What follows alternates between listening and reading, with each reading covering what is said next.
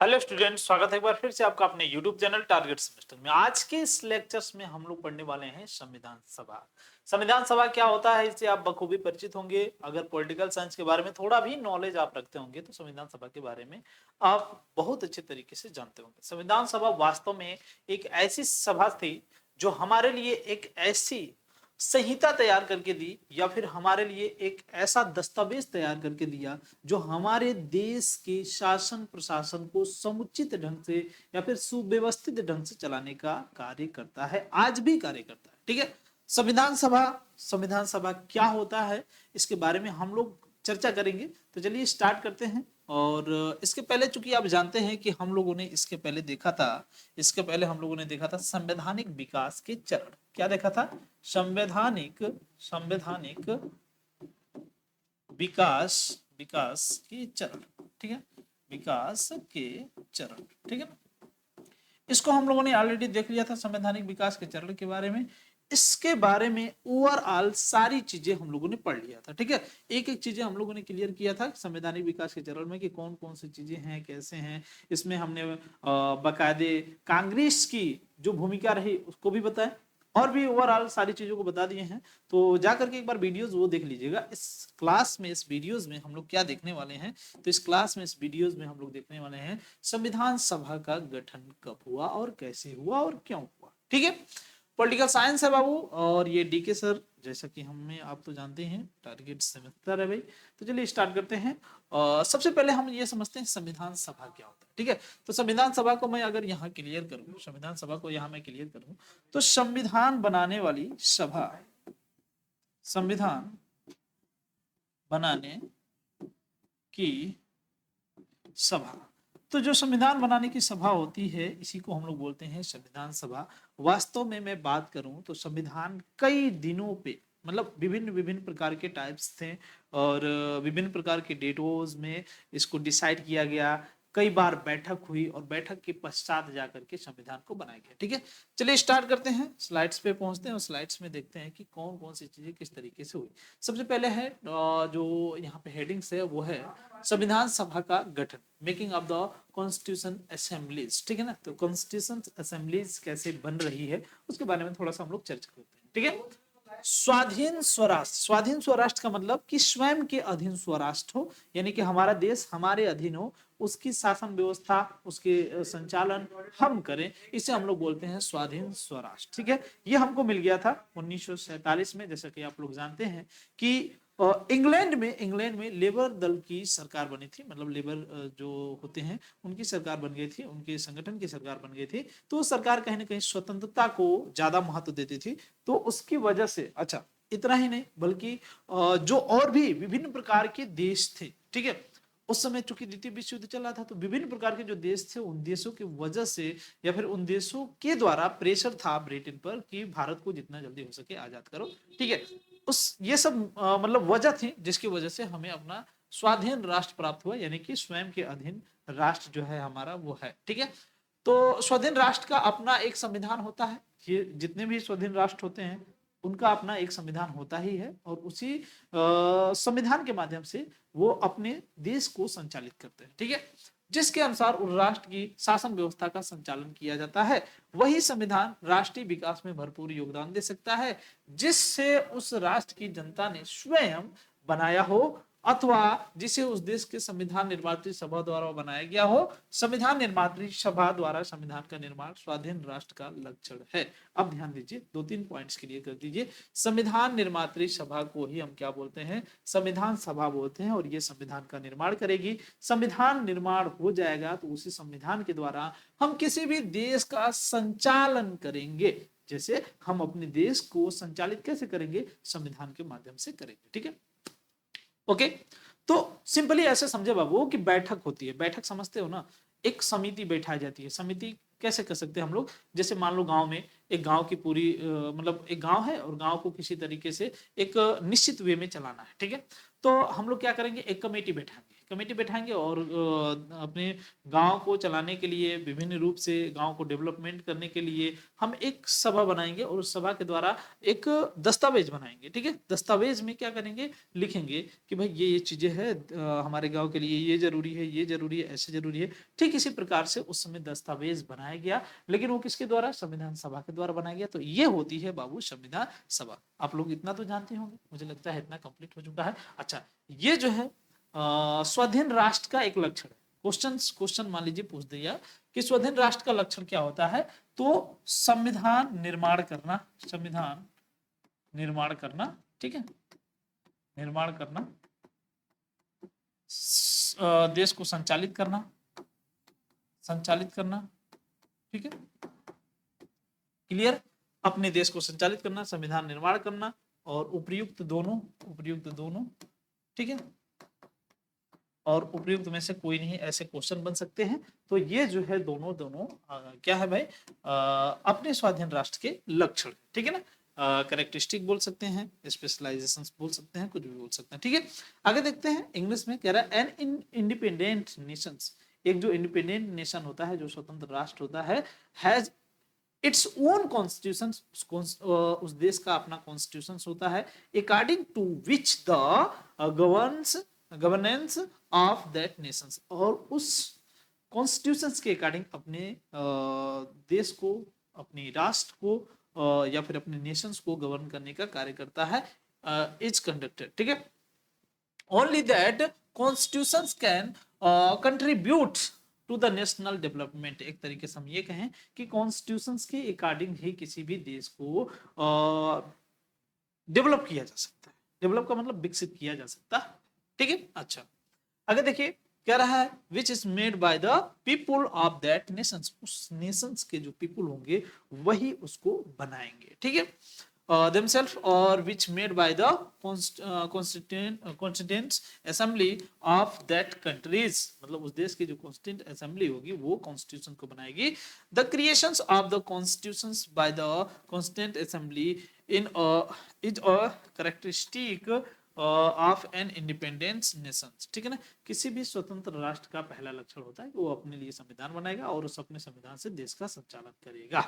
ठीक है, ये चीजें हो गई भाई, ये चीजें हो गई। मुझे लगता है संविधान सभा का गठन क्यों होना चाहिए ये आपने समझ लिया। किसी भी देश का अपना खुद का संविधान बनाने के लिए संविधान सभा का गठन होना चाहिए और उसके द्वारा वो संविधान सभा को बना करके संविधान को बनाएगा, और संविधान को जब बनाएगा तो फिर उसी संविधान से अपने देश को चलाने का कार्य करेगा। ठीक है, आगे बढ़ते हैं भाई। संविधान सभा से तात्पर्य क्या होता है इसको समझ लेते हैं, क्योंकि यहाँ दिया तो समझ लेते हैं meaning of the constituent assembly. संविधान निर्माण के लिए गठित प्रतिनिधि सभा को संविधान सभा की संज्ञा दी जाती है।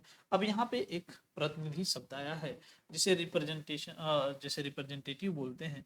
तो ये जो रिप्रेजेंटेटिव होते हैं क्या होते हैं, जैसे आज के डेट में हम लोगों के लीडर्स हैं ना, नेता हैं, जिन्हें हम लोग रिप्रेजेंटेटिव बोलते हैं। ये असेंबली में जाकर के, वो संसद में जाकर के हमारी बातों को रखते हैं। तो ये हमारे लिए क्या होगा, रिप्रेजेंटेटिव होगा। ठीक है, ठीक उसी प्रकार उस समय के जो रिप्रेजेंटेटिव थे, जो लीडर्स थे, वो लीडर्स मिल करके एक सभा बनाए। ठीक है, एक सभा बनाए, संविधान सभा की संज्ञा उसी को दी जाती है। ऐसे समझ सकते हो बाबू, ऐसे समझ सकते हो कि उस समय A B C D E और एफ जी, ठीक है, एच आई, ठीक है, ये लोग हैं, ये लोग हैं। अब ये लोग अपने देश को आजाद कराने के लिए लड़ाई लड़े। ठीक है, अपने देश को आजाद कराने के लिए लड़ाई लड़े, लेकिन अब ये क्या कर रहे हैं, ये जब देश आजाद हो जाता है तो ये एक समिति बैठाते हैं या फिर सभा बैठाते हैं। ये सब लोग वहां उपस्थित होते हैं और विचार करते हैं कि कैसे अब क्या होगा। तो ये जो सभा होती है ना, इसके द्वारा एक पुस्तक तैयार की जाती है। ठीक है, ये पुस्तक जो होती है इसे हम लोग बोलते हैं संविधान। क्या बोलते हैं, संविधान। ठीक है, अच्छा, ये जो संविधान है इसके द्वारा देश को शासित करने का कार्य किया जाएगा। तो ये प्रतिनिधि हो गए, रिप्रेजेंटेटिव हो गए, ये सभा बन गई और ये सभा इस पुस्तक को बना दी जिसे हम लोग संविधान कहते हैं। इससे हमारा देश गवर्न होगा। ठीक है, तो ये रिप्रेजेंटेटिव है, ये लोग क्या है, रिप्रेजेंटेटिव। ठीक है, अच्छा यहाँ पे आ जाइए, यहाँ पे आ जाइए। पूर्ण संप्रभुता संपन्न लोकतंत्र राष्ट्रों में जहां भी लिखित संविधान है उनका निर्माण जनता ने प्राय संविधान के सभाओं के माध्यम से किया है। ठीक है, अब यहाँ पे एक चीज देखिए, यहाँ पे एक शब्द आया है पूर्ण संप्रभुता संपन्न। एक शब्द आया है पूर्ण संप्रभुता संपन्न। ठीक है, चलिए यहाँ पे पूर्ण संप्रभुता संपन्न, ध्यान दीजिए। अब यहाँ पे एक चीज मैं और क्लियर कर दूं आप लोगों को, पूर्ण संप्रभुता प्रभुता संपन्न, ठीक है, पूर्ण संप्रभुता संपन्न, ये क्या होता है? तो ये एक प्रकार की शक्ति कह सकते हैं, पावर कह सकते हैं, क्वालिटी कह सकते हैं, जो हर प्रकार के देश में होती है। देश जो होता है या फिर राष्ट्र जो होता है, उसके 4 मुख्य एलिमेंट्स होते हैं, जिनमें से एक मुख्य एलिमेंट्स ये होता है। ठीक है, तो बात करें भारत के संदर्भ में, अगर जब भारत हमारा आजाद हो गया, ठीक है, तो आजाद होने के पश्चात उसको एक शक्ति मिल गई जिसे हम लोग पूर्ण संप्रभु संपन्न बोलते हैं। अब भारत इसके बाद कॉन्स्टिट्यूशन बनाने के बाद, और जब कॉन्स्टिट्यूशन लागू हो जाएगा, तो इसके बाद भारत जो भी फैसला लेगा, वो उस फैसले पर किसी भी प्रकार से कोई दबाव नहीं डाला जा सकता है, ना तो बाहरी रूप से, ना ही आंतरिक रूप से। क्यों? क्योंकि वो अब पूर्ण संप्रभु संपन्न है। तो पूर्ण संप्रभु संपन्न राष्ट्र अपने लिए संविधान बनाता ही बनाता है और इसी संविधान से संचालन करता है। ठीक है ना, क्लियर है भाई? यही बातें मैं आपको समझाना चाहता था और लगभग आपको समझ में आ गया होगा। ठीक है, संविधान सभा की प्रेरणा का स्रोत 17वीं और 18वीं शताब्दी की लोकतांत्रिक क्रांतियां रही हैं। इन क्रांतियों ने इस विचार को जन्म दिया कि शासन के मूलभूत कानूनों का निर्माण नागरिकों की एक विशिष्ट प्रतिनिधि सभा द्वारा किया जाना चाहिए। इंग्लैंड के समतावादियों ने समतावादियों तथा हेनरी मैन ने संविधान सभा के विचार का प्रसार किया है। ठीक है, अब क्वेश्चन यहाँ पे आ गया भाई, किसने संविधान सभा का प्रसार किया? अब देखिए, लोकतंत्र की बात करें, लोकतंत्र क्या होता है? जनता के द्वारा, जनता के लिए, जनता का शासन, यही होता है लोकतंत्र। ठीक है, तो एक बात बताओ बाबू, जो लोकतंत्र होता है, उस लोकतंत्र में जो व्यक्ति होते हैं वो खुद ही रूल्स बनाते हैं और वो उसी के द्वारा शासित होते हैं और वो भी शासन करने का कार्य करते हैं। ठीक है, इस तरीके की व्यवस्था को हम लोग लोकतंत्र कहते हैं। और ये लोकतंत्र का पहली बार प्रेरणा 17वीं और 18वीं शताब्दी में मिली थी। ठीक है, खास करके कहां से? तो समतावादी जो बेसिकली इंग्लैंड में थे, और हेनरी मैन के द्वारा इसको आगे बढ़ाया गया। ठीक है, अब ये जो लोकतंत्र होता है, इसमें संविधान निर्माण की प्रक्रिया को बढ़ाया गया। संविधान निर्माण की प्रक्रिया जब बढ़ी, और चूंकि संविधान कौन बनाएगा? तो संविधान उस देश के लोग बनाएंगे जिस देश का संविधान बनाना है। लेकिन क्या वो लोग बनाएंगे? वो लोग तो पढ़े लिखे है नहीं। तो जो पढ़े लिखे होंगे, जो रिप्रेजेंटेटिव होंगे, जो लीडर्स होंगे, वो मिलकर के बनाने का कार्य करेंगे। किसको? संविधान। ठीक है, तो वही चीज था यहाँ पर। ठीक है, अच्छा, किंतु सर्वप्रथम अमेरिका और फ्रांस में इस विचार को क्रियान्वित किया गया। जेजेंक्स के अनुसार संविधान सभा एक ऐसी प्रतिनिधित्मक संस्था होती है जिसे नवीन संविधान पर विचार करने और अपनाने तथा विद्यमान संविधान के महत्वपूर्ण परिवर्तन करने के लिए चुना जाता है। ठीक है ना, तो ये एक ऐसी सभा होती है जो नया संविधान बना सकती है या संशोधन कर सकती है, सभी प्रकार के कार्यों को करेगी। ठीक है, यहाँ तक की बातें क्लियर है? चलो आगे बढ़ते हैं। ये बातें इंग्लिश में भी देख लेते हैं। कह रहा है कि the representative assembly form for the creations of the constitution is called the constituent assembly. In certain democratic nations where there is a written constitutions, ठीक है ना, जहां पे written constitutions होता है, the people have usually created through the constituent assembly. वो मतलब written constitution बनाने के लिए एक assembly को create करते हैं। The sources of inspirations for the constitutions assembly has been democratic revolutions of the 17th century and 18th centuries. ठीक है, these revolutions gave to rise the ideas that the basis law of the governance should be made by the special representative assembly of citizens. The egalitarians of England and Henry Man's propagated the idea of the constitutional assembly. तो constitutional assembly की ideas पहली बार Henry man ने दिया था, और जो समतावादी थे बेसिकली इंग्लैंड के, उन लोगों ने दिया था। But this idea was the first implement in America and France. यहाँ से क्वेश्चन बन सकता है कि पहली बार जो संविधान सभा का आइडिया है कब आया था? तो 17वीं 18वीं शताब्दी में। किसने लाया था? हेनरी मैन और समतावादी जो इंग्लैंड के थे। पहली बार इंप्लीमेंट अमेरिका में हुआ था। ठीक है, अमेरिका और कनाडा में। सॉरी अमेरिका और फ्रांस में 17वीं शताब्दी या फिर यूं कहें कि 17वीं या 18वीं शताब्दी, 1789 की क्रांति आपने सुनी होगी। क्रांति के बाद फ्रांस में क्या बना था? संविधान बना था, संविधान सभा के द्वारा बना था। ठीक है, तो ये भी बातें आपको याद रखना है जो जरूरी है। ठीक है, According to Jennings, the Constituent Assembly is a representative institution that is elected to consider and adopt new constitutions or make the important change in the existing constitutions. ठीक है, तो यहाँ तक की बातें मुझे लगता है आपको क्लियर हो गई हैं। अब हम लोग आगे बढ़ते हैं। बहुत सी बातें बातों में बता दी हैं जो आपके लिए जरूरी था। ठीक है, अच्छा आगे बढ़ते हैं। भारत में संविधान सभा की अवधारणा का उदय और विकास। भारत में भाई पहली बार कैसे संविधान सभा का कॉन्सेप्ट आया और उसका डेवलपमेंट कैसे हुआ, इसको समझते हैं। ठीक है, ओके रेडी? सभी लोग रेडी हैं भाई? सभी लोग रेडी हैं इस चीज के लिए? समझने के लिए एक बार कमेंट करके बताइए। चलिए ओके, देखिए भारत में संविधान सभा की मांग एक प्रकार से राष्ट्रीय स्वतंत्रता की मांग थी, क्योंकि राष्ट्रीय स्वतंत्रता का वह स्वाभाविक अर्थ था कि भारत के लोग स्वयं अपने राजनीतिक भविष्य का निर्माण करें। ठीक है, तो एक बात बताइए, संविधान सभा मांगी जा रही थी, संविधान सभा मांगी जा रही थी, किससे मांगी जा रही थी? तो ये ब्रिटेन के सरकार से मांगी जा रही थी। तो संविधान सभा मांगने का क्या मतलब था? कॉन्स्टिट्यूशनल असेंबली मांगने का क्या मतलब था? तो इसका सीधा सीधा मतलब था कि भारत के लोग अपने लिए कानून बनाएंगे, अपने लिए संविधान बनाएंगे। ये इनडायरेक्टली क्या मांग रहे थे? स्वतंत्रता की मांग कर रहे थे।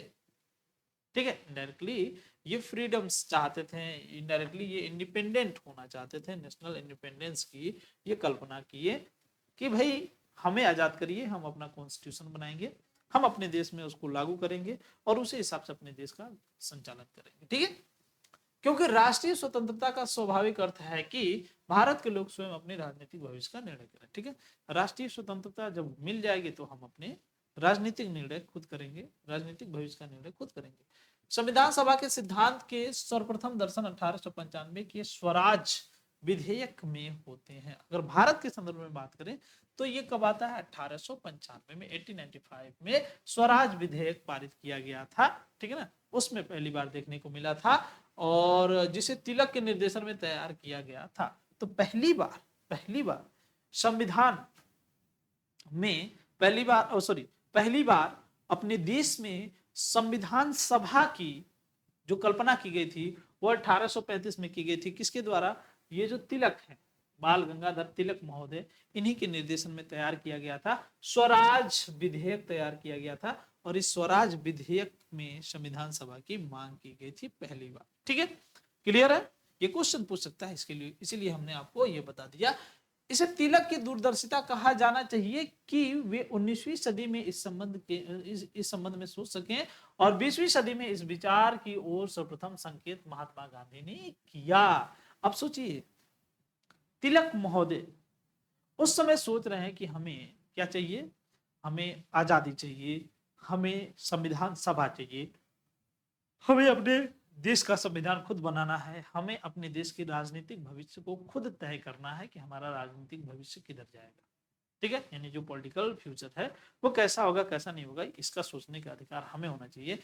और ये कब? 1895 में। कब? 19वीं सदी में एक बिल ला करके जिसका नाम था स्वराज बिल। ठीक है, ये क्या करते हैं? रिप्रेजेंट करते हैं। तो इनकी दूरदर्शिता ही मानी जाएगी। क्यों?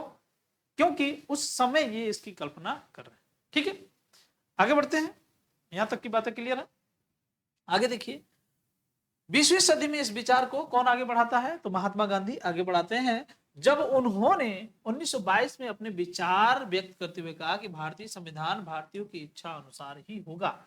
दूसरी बार इसकी चर्चा 1922 में देखने को मिलती है। ध्यान दीजिए, पहली बार इसकी चर्चा 1895 में होती है, तिलक महोदय के द्वारा होती है। तिलक महोदय के द्वारा क्या कहते हैं ये? तो ये कहते हैं, देखिए ये स्वराज बिल है। ठीक है, स्वराज बिल है और इसको देखिए पढ़ लीजिए, अंग्रेज महोदय आप लोग पढ़िए, हमें अपना स्वराज चाहिए, हमें अपना खुद का संविधान सभा चाहिए। क्या चाहिए? संविधान सभा चाहिए। और जब हमें संविधान सभा मिल जाएगा तो हम अपने देश को चलाने के लिए, अपने देश को आगे बढ़ाने के लिए, राजनीतिक भविष्य तय करने के लिए हम खुद काम करेंगे। ठीक है, ये कहानी क्लियर हो गई। अब जब आती है बात कब? 1922 की। उस समय गांधी जी कहते हैं भारतीय संविधान भारतीयों की इच्छा अनुसार ही होगा। ठीक है, अब ध्यान दीजिए बाबू, ये कहते हैं 1922 में। 1922 में 1922 में कौन कहते हैं? महात्मा गांधी। महात्मा गांधी जी कहते हैं और कहते हैं भारतीयों का संविधान या फिर भारतीय संविधान, भारतीय संविधान, ठीक है, भारतीय संविधान भारतीयों की इच्छा अनुसार ही होगा। भारतीयों की इच्छा अनुसार होगा। ठीक है, भारतीयों की इच्छा अनुसार होगा। ठीक है, ये बातें क्लियर है? ये बातें क्लियर है? तो भारत के संदर्भ में ये बात हो रही है बाबू कि भारत के संदर्भ में जब इसकी पहली बार कल्पना की गई 1895 में तिलक महोदय के द्वारा की गई और 1922 में महात्मा गांधी के द्वारा की गई। और महात्मा गांधी ने क्या कहा? कहा कि भारतीय संविधान जो है भारतीयों की इच्छा अनुसार होगा। 1924 में मोतीलाल नेहरू ने ब्रिटिश सरकार के सम्मुख संविधान निर्माण की मांग प्रस्तुत की और किंतु उस समय सरकार की ओर से इस पर कोई ध्यान नहीं दिया गया। ठीक है, तो अब बात आ जाती है 1924 की। कब बात आ जाती है? 1924 की। ठीक है, 1924 में कौन? मोतीलाल नेहरू। मोतीलाल नेहरू, ठीक है, मोतीलाल नेहरू, ठीक है, ये मांग करते हैं, ये मांग करते हैं संविधान सभा की। ठीक है, ये मांग करते हैं संविधान सभा की, ये डायरेक्ट संविधान सभा की मांग करते हैं। ठीक है, तो तीन बातें क्लियर हो गई, तीन बातें आपको क्लियर हो गई। यहाँ पे तीन बातें क्लियर हो गई। यहाँ स्वराज बिल में पहली बार संविधान सभा की मांग की गई। भारतीयों का जो संविधान होगा भारतीयों की इच्छा अनुसार होगा, ये दूसरी बात। और तीसरी बार 1924 में मांग की गई थी कि संविधान सभा हमें चाहिए, संविधान सभा चाहिए ही चाहिए। किसके द्वारा की गई भाई ये मांग? तो ये मांग बेसिकली मोतीलाल नेहरू के द्वारा की गई। ठीक है, चलो भाई, ये बातें इंग्लिश में भी देख लें हम लोग।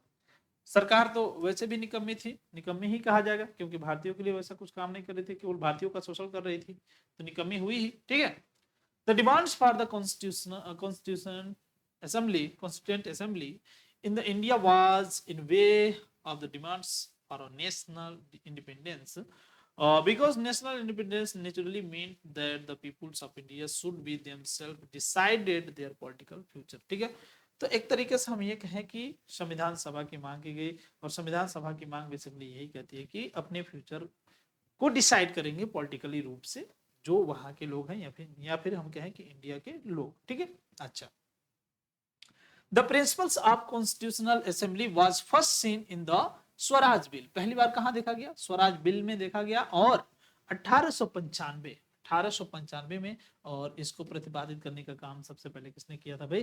तिलक महोदय ने किया था। ठीक है ना, which was prepared under the guidance of the Tilak महोदय। ठीक है ना, तिलक महोदय के द्वारा। It should be called the Tilak's foresights that he could think about this the 19th century।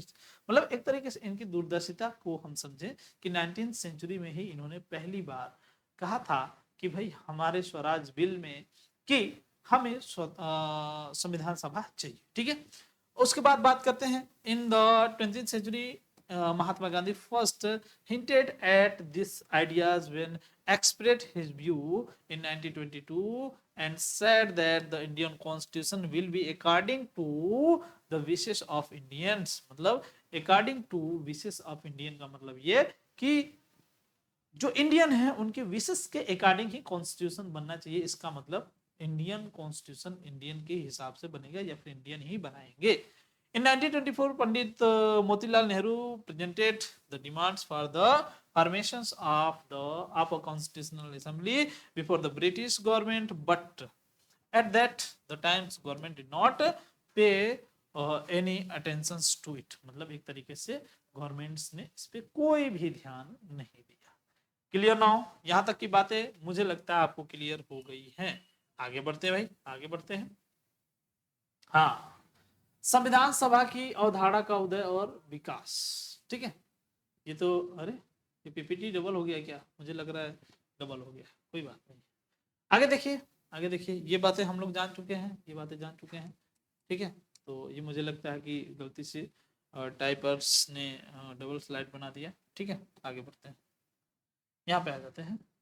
इसके बाद औपचारिक रूप से संविधान सभा के विचार का प्रतिपादन एम.एन. राय ने किया और इस विचार को लोकप्रिय बनाने एवं इसे मूर्त रूप देने का कार्य पंडित जवाहरलाल नेहरू ने किया। तो देखिए, एम.एन. राय की भी बहुत बड़ी भूमिका है।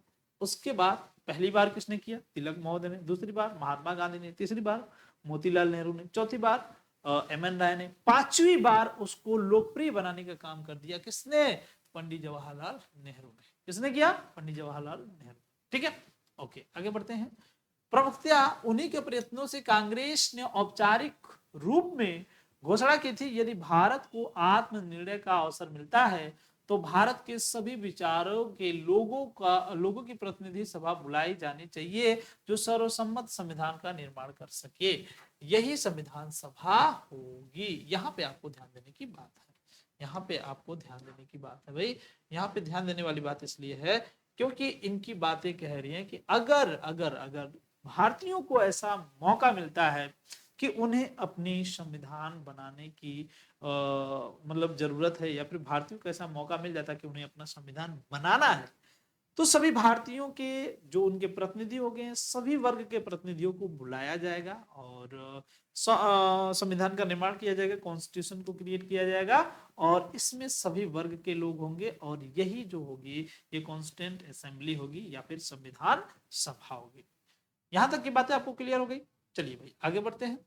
तो पहली बार में आपने किसको देखा, पहली बार में भारतीय संदर्भ की बात करें तो पहली बार किसने अग्रणी भूमिका निभाई, तो इसमें स्वराज बिल के माध्यम से जो तिलक महोदय उसने भूमिका निभाई और उसके बाद दूसरे व्यक्ति जो है वो महात्मा गांधी जी हैं 1922 में। उसके बाद तीसरी बार में आते हैं मोतीलाल नेहरू, चौथी बार में एम.एन. राय और पांचवी बार में पंडित जवाहरलाल नेहरू की भूमिका रही और लोकप्रिय बनाने का कार्य भी इसने किया था पंडित जवाहरलाल नेहरू ने। किसको, संविधान सभा को। ठीक है, इस समय तक संविधान सभा के विचार ने पर्याप्त लोकप्रियता प्राप्त कर ली थी, अतः प्रांतीय विधानसभा और केंद्रीय विधानमंडल द्वारा इस प्रकार के प्रस्ताव पारित किए गए।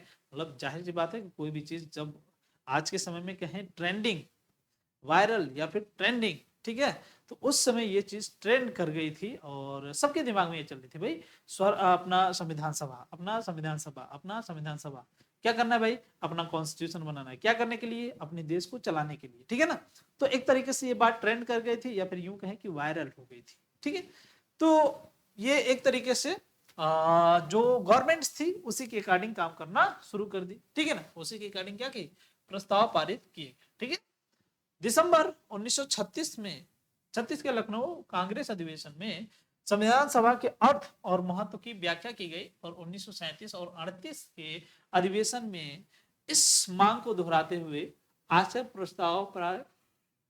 का प्रस्ताव पारित किया गया कि एक स्वतंत्र देश के संविधान का निर्माण एकमात्र तरीका संविधान सभा ही है। सिर्फ प्रजातंत्र और स्वतंत्रता में विश्वास न रखने वाले इसका विरोध कर सकते हैं। ठीक है ना, तो एक तरीके से ये 1936 के लखनऊ अधिवेशन में संविधान सभा के जो 1900 अधिवेशन हुआ था उसमें रिप्रेजेंट किया गया। फिर 1937 और 38 में ये कह दिया गया कि भाई देखिए, किसी भी देश की जो संविधान सभा होगी वहां का संविधान का निर्माण करेगी, तो ऐसे सिचुएशन में जाहिर सी बात है उसको मौका मिलना चाहिए कि वो अपने संविधान का निर्माण कर सके और वही लोग विरोध करेंगे जो स्वतंत्रता में विश्वास नहीं रखेंगे। ठीक है ना, जाहिर सी बात है, कहा जा रहा है कि एक देश के संविधान निर्माण का एकमात्र तरीका संविधान सभा है। मतलब एक देश है अगर वो स्वतंत्र हो रहा है तो उसको संचालित करने के लिए एक संविधान सभा की आवश्यकता होगी जो संविधान निर्माण करेगी और उसके बाद उसी संविधान के द्वारा पूरे देश का संचालन होगा या फिर पूरे देश को गवर्न किया जाएगा। ठीक है बाबू, यहां तक की बातें क्लियर हो गई, चलिए आगे बढ़ते हैं। ये बात इंग्लिश में भी देख लेते हैं हम लोग। After the idea of Constituent Assembly was formally presented by the Amendoy, and the task of the popularizing this idea and giving it a concentrated form was done by Pandit Jawaharlal Nehru. Mainly due to his efforts, Congress formally declared that if India get the opportunity to self determination, then a representative assembly of the people, all ideology of India should be called, which can make a unanimous constitution. ठीक है ना? तो एक तरीके से वो अपने हिसाब से कॉन्स्टिट्यूशन को क्रिएट करेंगे जो डिफरेंस टाइप के आइडियोलॉजी के लोग होंगे। ठीक है, उनको बुलाया जाएगा, एक सभा होगी और उसी में वो लोग क्या करेंगे, कॉन्स्टिट्यूशन को क्रिएट करेंगे। ठीक है, this will be constituent assembly, उसे कॉन्स्टिट्यूएंट असेंबली कहा जाएगा। By this times the ideas of constituent assembly had gained considerable popularities, और इस समय जो है पूरी तरीके से वो ट्रेंडिंग में आ चुका था।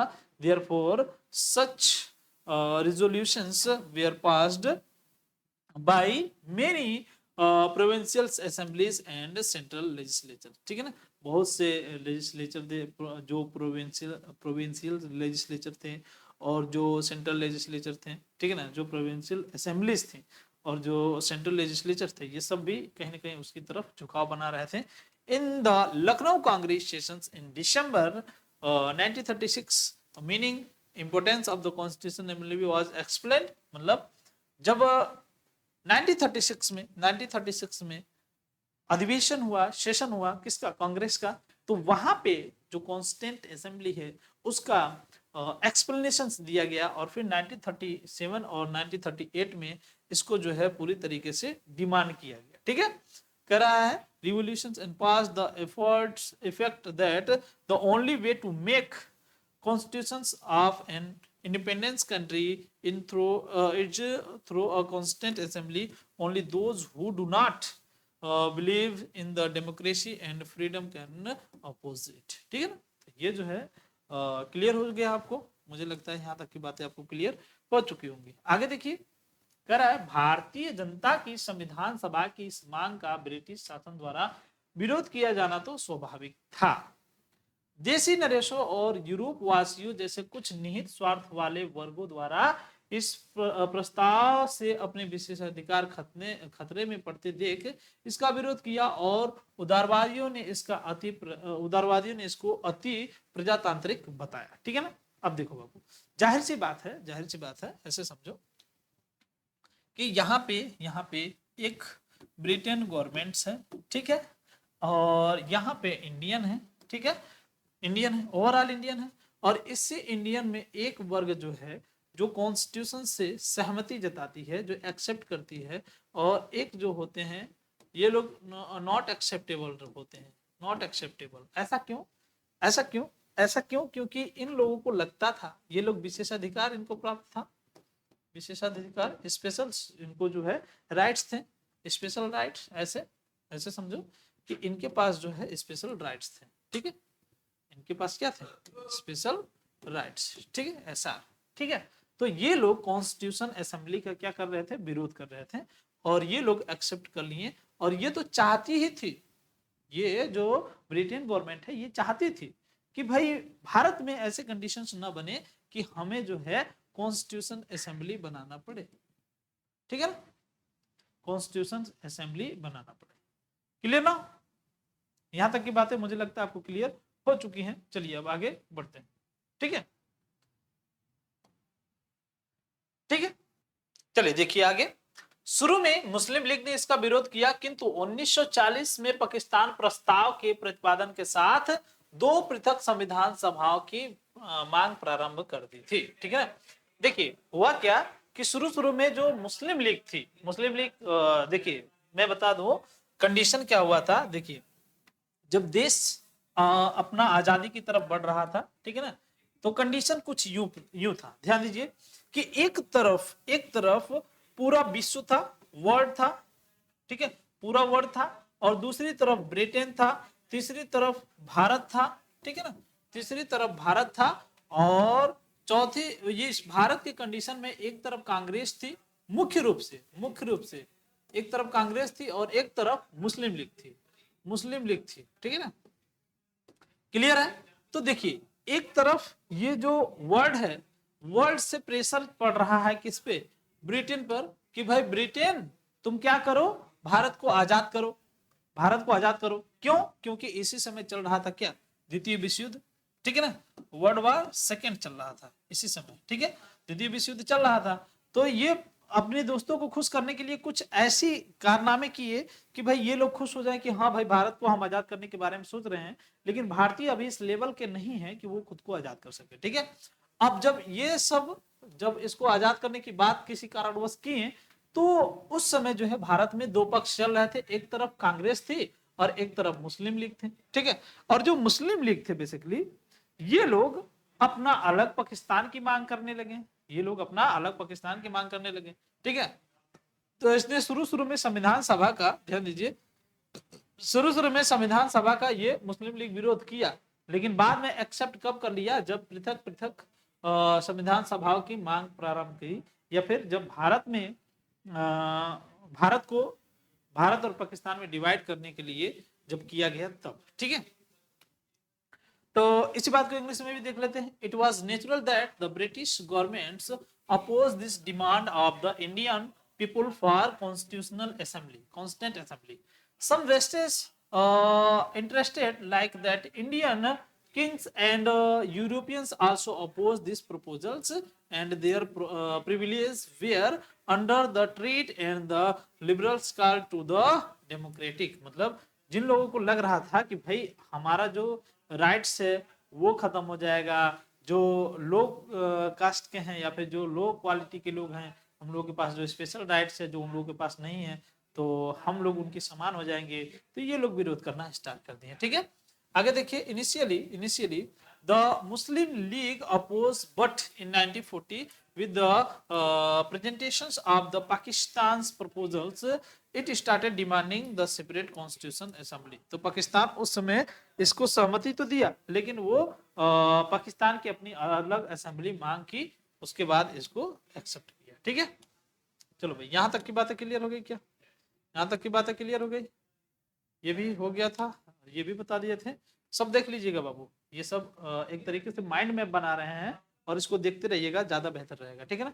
अब इतना तो मैंने लिख दिया, कुछ कुछ बातें आप भी उसको लिख लीजिएगा माइंड मैप बना करके, ठीक है। अच्छा, आगे देखिए, कह रहा है कि यद्यपि ब्रिटिश सरकार भारतीय जनता की संविधान सभा की मांग को स्पष्टतः स्वीकार करने के पक्ष में नहीं थी, किंतु द्वितीय विश्व युद्ध की आवश्यकताओं और राष्ट्रीय तथा अंतरराष्ट्रीय शक्तियों ने उसे ऐसा करने के लिए विवश कर दिया, या फिर हम यूं कहें कि हमें ब्रिटेन ने आजादी नहीं दिया, बल्कि पूरा विश्व मिलकर के भारत को आजाद कराया था, ऐसे हम लोग कह सकते हैं। अगर ऐसा कहें ना, तो फिर चूंकि उसमें अपना उनका भी स्वार्थ था, उसमें अपना उनका भी स्वार्थ था, ठीक है। और ब्रिटेन चूंकि भारत को आजाद कर दिया, तो भारत का तो कोई स्वार्थ नहीं था, लेकिन ब्रिटेन का अपना खुद का स्वार्थ था, ठीक है।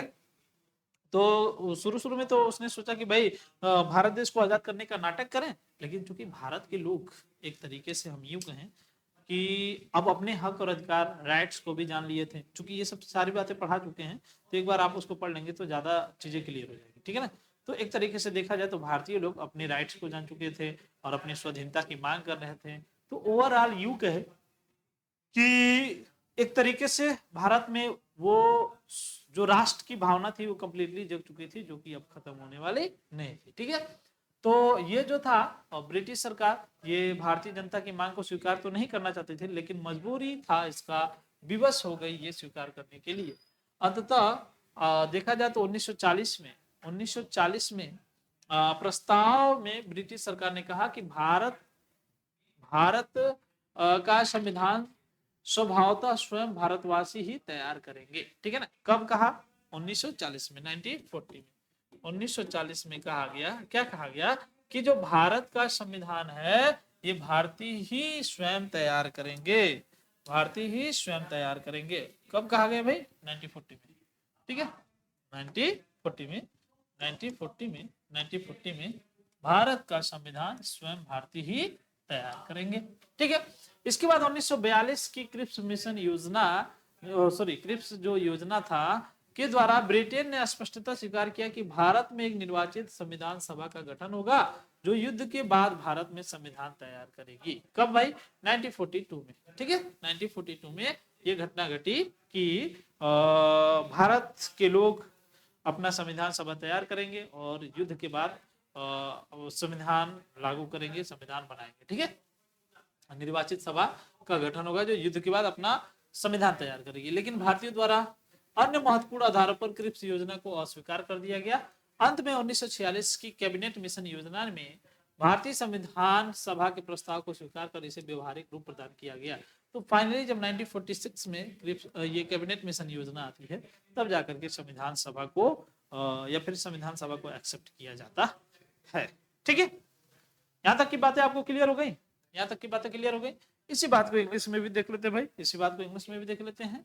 कह रहा है although the British government was not in favor to explicitly accepting the Indian people's demand for a constant assembly, the requirements of the Second World Wars and national and international forces forced it to do so। मतलब एक तरीके से कहें कि अंतरराष्ट्रीय जो international level पे और जो नेशनल लेवल पे अदर लोगों से जो फोर्स किया जा रहा था कि भारत को आजाद करना इस समय उचित है, तो आजाद किया गया। ठीक है, अच्छा। Hence, in the proposals of August 1940, the British government said that Indian constitution will be naturally to be prepared by Indian themselves। तो एक तरीके से जो इंडियन पीपुल होंगे वो अपना इंडियन कॉन्स्टिट्यूशन को क्रिएट करेंगे। ठीक है, ये ब्रिटिश गवर्नमेंट के द्वारा कह दिया गया। आगे देखते हैं।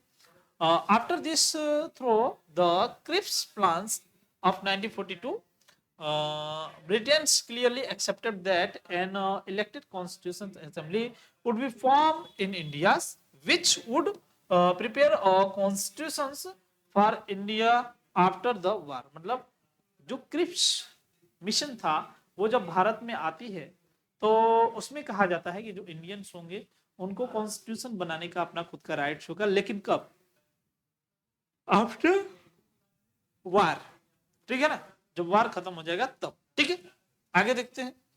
आगे देखिए, कह रहा है कि but the Cripps plans were rejected by the Indian on other important ground. Finally the cabinet mission plan 1946, the proposal for the Indian constitutions assemblies to accept it was the practical forms. ठीक है ना, तो finally जो है Indian constitution को accept किया गया। कब एक्सेप्ट किया गया भाई? तो इंडियन कॉन्स्टिट्यूशन को एक्सेप्ट किया गया 1946 में। ठीक है, चले भाई आगे बढ़ते हैं। यहाँ पे आ जाए। हाँ ठीक है, यहाँ तक की बातें क्लियर है। अब हम लोग देखते हैं कि भारत में संविधान सभा की अवधारणा का उदय और विकास। ठीक है, अरे भाई क्या है ये, मतलब कुछ भी।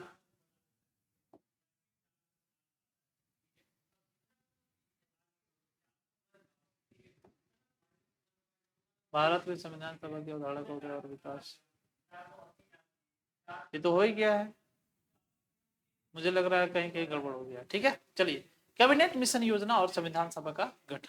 ठीक है, अब इस पे आ जाते हैं। ठीक है ना, कैबिनेट मिशन योजना फाइनली 1946 में कैबिनेट मिशन योजना आया था। ठीक है, और कैबिनेट मिशन योजना के तहत ही कॉन्स्टिट्यूशंस जो असेंबलीज थी उसको तैयार किया गया, कॉन्स्टेंट असेंबली जो थी उसको तैयार किया गया। तो चलिए इसको देखते हैं। कह रहा है 24 मार्च, इंपोर्टेंट डेट है याद रखिएगा, 24 मार्च कैबिनेट मिशन दिल्ली पहुंचा। 16 मई 1946 को मिशन ने अपनी योजना प्रकाशित की। संविधान निर्माण के प्रस्तावित संगठन के बारे में मिशन का विचार था कि वयस्क मताधिकार के आधार पर संविधान सभा का गठन वर्तमान स्थितियों में असंभव है। अतः व्यवहारिक उपाय यही है कि प्रांतीय विधानसभाओं का निर्वाचनकारी संस्थाओं के रूप में उपयोग किया जाए। ठीक है, देखिए भाई उस समय जो कैबिनेट मिशन आता है तो कैबिनेट मिशन ये कहता है कि भाई अगर आप वयस्क मताधिकार के हिसाब से चुनाव करा रहे हैं तो ऐसे सिचुएशन में आपके लिए समस्या हो जाएगी। भलाई क्या है? भलाई इसमें है आपकी कि प्रांतीय विधानसभाओं का निर्वाचनकारी संस्था के रूप में चयन कर लीजिए और यही आपका चुनाव वगैरह जो कुछ भी है करा देंगे, ठीक है ना। यही बात इंग्लिश में भी देख लेते हैं। डेट याद रखिएगा, 16 मई 1946 को ये ओपन किया गया था कैबिनेट मिशन में जो कुछ भी था, ठीक है। The cabinet mission reached in Delhi 24 मार्च इन 1946, ठीक है।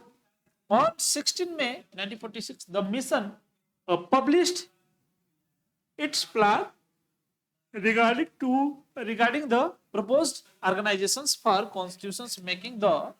The missions was the view that formations of the Constituent Assembly on the basis of adult suffrage is impossible, ठीक है ना। In the present conditions, hence the practical solutions it is to use to provincial assemblies as election bodies। तो आज वर्तमान समय में जो provincial assemblies हैं इसी को आप जो है किसके रूप में यूज कर सकते हैं? तो एक तरीके से कॉन्स्टिट्यूशन बनाने के लिए आप यूज कर सकते हैं। वर्तमान समय पे आप वयस्क मताधिकार को यूज करें तो फिर ये सही काम नहीं होगा, आपके लिए सुटेबल नहीं होगा, ठीक है। इस संविधान सभा में कुल 389 सदस्य हों, जिसमें से 292 ब्रिटिश प्रांतों के प्रतिनिधि और 4 चीफ मिनिस्टर क्षेत्रों के प्रतिनिधि और 93 जो हैं वो देशी रियासतों के प्रतिनिधि हों। योजना में यह भी कहा गया था कि पहला, प्रत्येक प्रांत द्वारा भेजे जाने वाली सदस्यों की संख्या उसकी जनसंख्या के आधार पर निश्चित की जाएगी और इस संबंध में 10 लाख की जनसंख्या पर प्रतिनिधि लेने का नियम बनाया गया, ठीक है। दूसरी बात क्या कही गई? प्रांतों को इस आधार पर दिए गए स्थान उनमें निवास करने वाली प्रमुख जातियों में उनकी संख्या के आधार पर विभाजित कर दिया जाए। प्रत्येक जाति के प्रतिनिधि उस जाति के सदस्यों के द्वारा निर्वाचित किए जाएंगे, ठीक है ना। तो ये कंडीशंस लागू कर दिया गया था इस कैबिनेट मिशन योजना में, ठीक है। तो चलो भाई इसको देख लेते हैं इंग्लिश में भी। तो should be total of 389 members in this Constituent Assembly, out of which 292 should be representative of British province, 4 representative of chief commissioners areas of 93 representative of native princely state, ठीक है। It was said that the plan that first the numbers of members to be sent each province should be decided on the basis of its population and disregards the rules of taking one representative for populations of 10 lakh should be adopted। मतलब एक तरीके से कहें तो 10 लाख पर एक व्यक्ति जो प्रतिनिधि होगा वो जाएगा। The seat given to the province on the basis should be divided among the major caste living in them on the basis of their numbers. The representative of each caste should be elected the members of this caste। मतलब एक cast के लोग एक ही प्रकार के member, मतलब एक cast के लोग जितने भी होंगे वो मिल करके एक मेंबर्स को चुनेंगे, ठीक है ना। अच्छा, लेकिन 10 लाख होने चाहिए तो 10 लाख मिलके एक को चुन सकते हैं, ठीक है। ऐसे कंडीशन दिया गया, ठीक है। मतदाताओं को 3 वर्ग में बांटने का निश्चय किया गया, साधारण, मुसलमान और सिख, केवल पंजाब। और तीसरी बात क्या रही? रियासतों को भी जनसंख्या के आधार पर ही प्रतिनिधित्व देने का निर्णय किया गया था या फिर निश्चय किया गया था। तो जो रियासत थे उनको भी प्रतिनिधित्व देने का निर्णय किया गया था, वो भी जनसंख्या के आधार पर, ठीक है। आगे देखिए कह रहा है फिर किंतु उनके प्रतिनिधियों के चुनाव का ब्रिटिश भारत संविधान सभा के लिए चुने गए प्रतिनिधियों की समझौता समिति और देशी रियासतों की तरफ से बैठाई गई समिति के बीच आपसी बातचीत द्वारा तय होना था। ये तीसरा कंडीशन था। चौथे कंडीशन में क्या था कि प्रांतों के अलग अलग संविधानों की भी योजना में व्यवस्था की गई। इसके लिए कहा गया कि संविधान सभा की प्रारंभिक बैठक के बाद सदस्य आपको 3 वर्गों में बांट लेंगे। पहला जो था, प्रथम दूसरा प्रथम जो था हिंदू बहुमत वाले प्रांतों की प्रतिनिधि, दूसरा था मुस्लिम बहुमत वालों की एक तरीके से एरियाज जो होगा, ठीक है, और पश्चिमी प्रांत के प्रतिनिधि, और तृतीय में मुस्लिम बहुमत वाले उत्तरी पूर्व प्रांतों के प्रतिनिधि। इन तीन वर्गों द्वारा पहले अपने अपने प्रांतों और वर्गों के संविधान का निर्माण और तत्पश्चात संघीय संविधान का निर्माण किया जाएगा। ठीक है, इतनी बातें की गई थी। चलिए भाई अब आगे बढ़ते हैं, यहां तक की बातें क्लियर हो गई।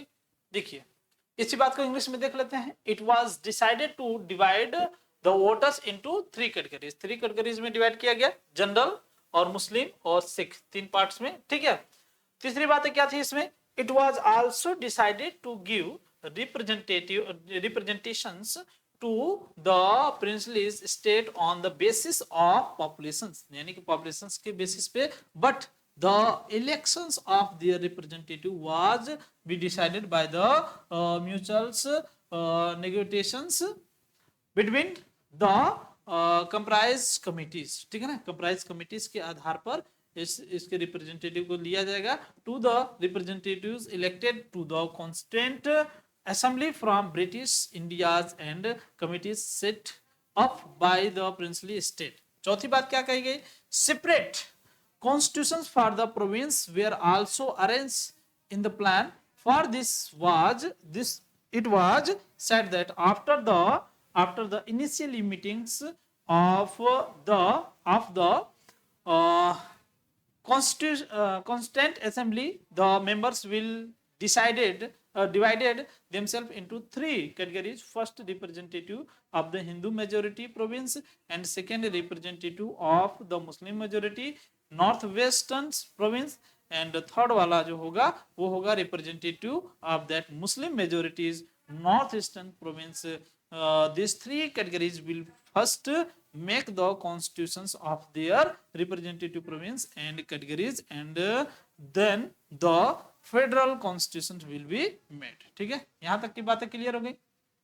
आगे देखिए, आगे कह रहा है कि संविधान सभा के गठन और संविधान निर्माण की इस योजना में कुछ दोष अवश्य थे, लेकिन इसके साथ ही तत्कालीन परिस्थितियों में इससे अच्छी कोई योजना प्रस्तुत नहीं की जा सकती थी। योजना का एक प्रमुख गुण यह था कि मुस्लिम लीग की इच्छा के विरुद्ध केवल एक संविधान की व्यवस्था की गई थी। तो एक तरीके से ये अच्छी बात थी। मुस्लिम लीग जो था वो बेसिकली दो कॉन्स्टिट्यूशनल असेंबली की बात कर रहा था, लेकिन वास्तव में एक ही कॉन्स्टिट्यूशनल असेंबली बनाई गई थी। अतः कांग्रेस द्वारा इस योजना को स्वीकार कर लिया गया था। मुस्लिम लीग द्वारा योजना की व्याख्या अपने ढंग से की गई और वर्गीय आधार पर संविधान निर्माण में पाकिस्तान की स्थापना के बीच को देखते हुए इस योजना को स्वीकार कर लिया गया। अन्य छोटे दल द्वारा भी कैबिनेट मिशन योजना को स्वीकार कर लिया गया। ठीक है, वो तो अलग बात है कि एक तरीके से पाकिस्तान का निर्माण होगा, लेकिन योजना को स्वीकार किया गया। ठीक है, यही बातें इंग्लिश में भी देख लेते हैं, उसके बाद आगे बढ़ते हैं।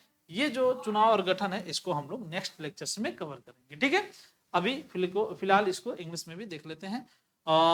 There were certainly some flaw in this plan of formations of constituent assembly and constitutions making, but at the same time no better plan could be presented than this in the current circumstances. मतलब current circumstances में देखा जाए तो इससे बेहतरीन और कोई options नहीं थे, हालांकि कुछ इसमें दोष भी थे।